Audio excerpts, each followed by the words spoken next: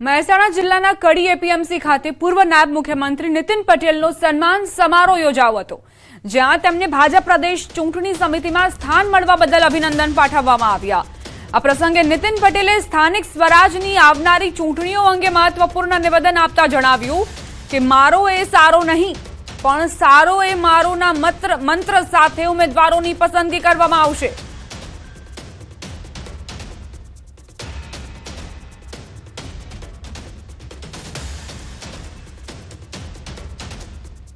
અમારા પ્રદેશ પ્રમુખ જગદીશભાઈએ જે એક સૂચન કર્યું છે, એક મંત્ર આપ્યો છે કે સારામાં સારા કાર્ય કરો, પ્રમાણિક કાર્ય કરો અને સેવાભાવી કાર્યકરોને પસંદ કરવામાં આવે।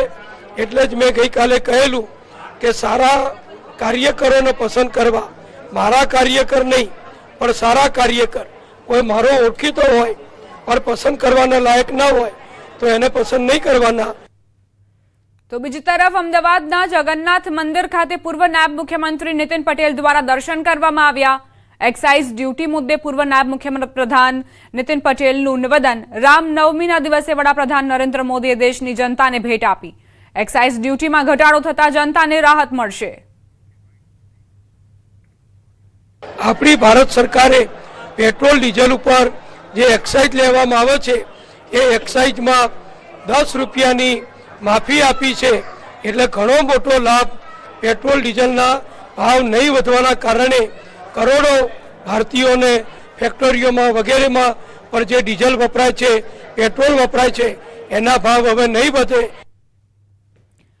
સુપ્રીમ કોર્ટના મહત્વના નિર્ણયને લઈ નીતિન પટેલનું નિવેદન। સરકારી રેકોર્ડમાં ધર્મ પરિવર્તન ન બતાવનારાઓ સામે કાર્યવાહી જરૂરી। સુપ્રીમ કોર્ટના નિર્ણયને નીતિન પટેલે આવકાર્યો।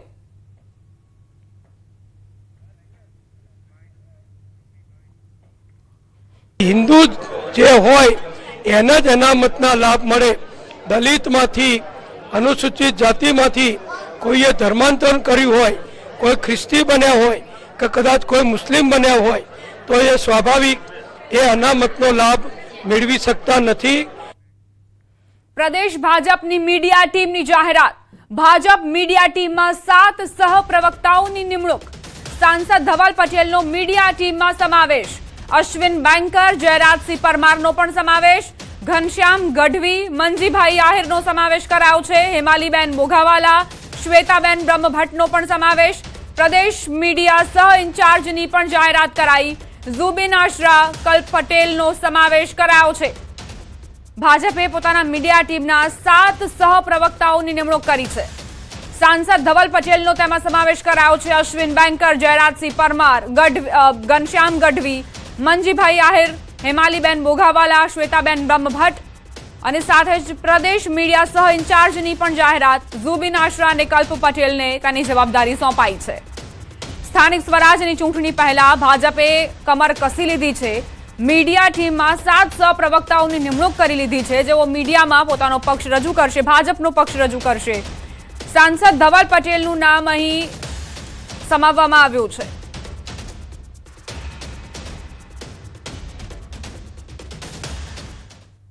રાજ્યમાં આગામી સ્થાનિક સ્વરાજની ચૂંટણીઓનો ધમધમાટ શરૂ થઈ ગયો છે।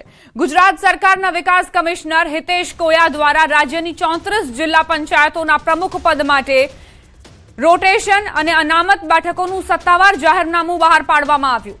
આ નવા જાહેરનામા મુજબ SC, ST, SEBC અને મહિલાઓ માટે આરક્ષણ જાહેર કરાયું।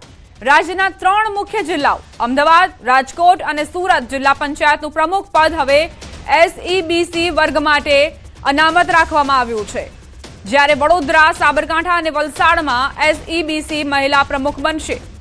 આણંદ, ડાંગ, ખેડા અને મોરબીમાં ST ઉમેદવારો માટે પ્રમુખ પદ અનામત છે, જ્યારે કચ્છ, નર્મદા અને તાપીમાં ST મહિલા શાસન સંભાળશે।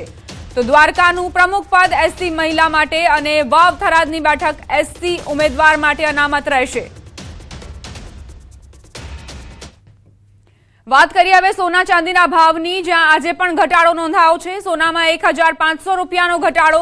10 ગ્રામ સોનાનો ભાવ 1,48,500 પર પહોંચ્યો। ચાંદીના ભાવમાં 8,500 રૂપિયાનો કડાકો। 1 કિલો ચાંદીનો ભાવ 2,34,500 થયો છે। કેન્દ્ર સરકારે પેટ્રોલ ડીઝલ પર ઘટાડેલી એક્સાઇઝ ડ્યુટી મામલે ડેપ્યુટી સીએમ હર્ષ સંઘવીએ કહ્યું કે સીધી જ 10 રૂપિયા છૂટ આપવી તેનાથી મોટું કંઈ ન હોઈ શકે. વધેલા ક્રૂડના ભાવનો ભાર જનતા પર ન પડે તે માટે કેન્દ્ર સરકારે મહત્વનો નિર્ણય લીધો છે. સામાન્ય નાગરિકો ઉપર કોઈ બી પ્રકારનો ભાર ના પડે તે માટે પેટ્રોલ અને ડીઝલ પર જે 13 રૂપિયા એક્સાઇઝ રેટ જે લાગે છે તેમાં 10 રૂપિયાની સીધી રાહત આપવામાં આવી. એક્સાઇઝના ટોટલ સીધા જ 10 રૂપિયા આમાં છૂટ આપવી, આનાથી મોટું અમારા માટે કંઈ ના હોઈ શકે.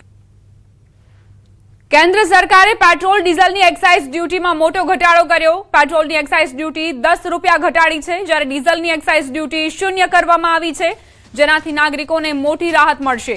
પેટ્રોલ ડીઝલમાં હાલ કોઈ ભાવ વધારો નહીં થાય. ખાડી દેશોમાં યુદ્ધની પરિસ્થિતિને લઈ કાચા તેલના ભાવમાં મોટો ઉછાળો આવ્યો છે, જેને લઈ ઈંધણમાં ભાવ વધારાની અટકળો ચાલી રહી હતી. તેનો આજે અંત આવ્યો. ક્રૂડ ઓઇલના ભાવ વધતા ઓઇલ કંપનીઓ પર ભારણ વધ્યું હતું અને ભાવ વધારા માટે માંગ કરાઈ હતી. જો કે ભાવ વધારાનો બોજ સામાન્ય જનતા પર ન પડે તે માટે સરકારે ઓઇલ કંપનીઓને રાહત આપી સામાન્ય જનતાની ચિંતા હળવી કરી છે. આજે આટલી બધી મોંઘવારી ને આટલું બધું છે, જે પેટ્રોલનો માહોલ ને અત્યારે આ યુદ્ધના ધોરણે એ બહુ સારું કહેવાય કે મોદી સાહેબે આજે ભાજપ સરકારે સારું પરિણામ આપ્યું. એમ સ્થિતિ સારી જ છે.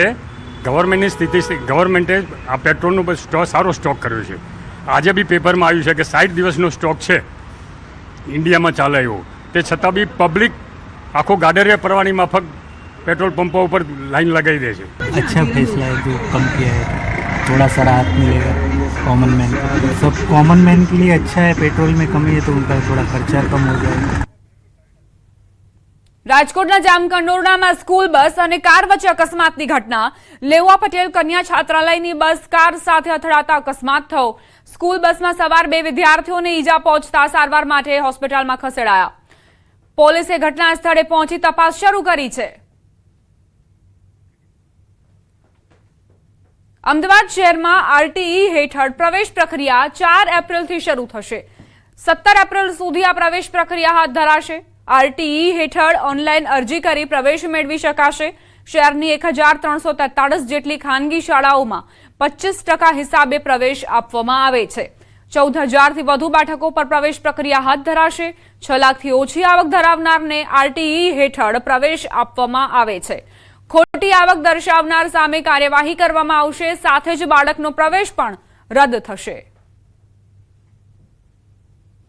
મફત અને ફરજિયાત શિક્ષણ હેઠળ ગરીબ બાળકો સ્વનિર્ભર શાળામાં અભ્યાસ કરી શકે તે માટે આરટીઈ જે છે એ પ્રમાણે દર વર્ષે જે ચાલુ થતી પ્રક્રિયા છે તે આ વર્ષે 4 તારીખથી લઈને 17 તારીખ સુધી એપ્રિલમાં ચાલવાની છે. આ માટે ફોર્મ ભરવાની જે સમયગાળો છે તે સમયગાળામાં ઓનલાઈન આખી પ્રક્રિયા હોય છે. અમદાવાદ શહેરમાં 1343 જેટલી સ્વનિર્ભર શાળાઓની અંદર 14,177 જેટલી આરટીઈની સીટ છે.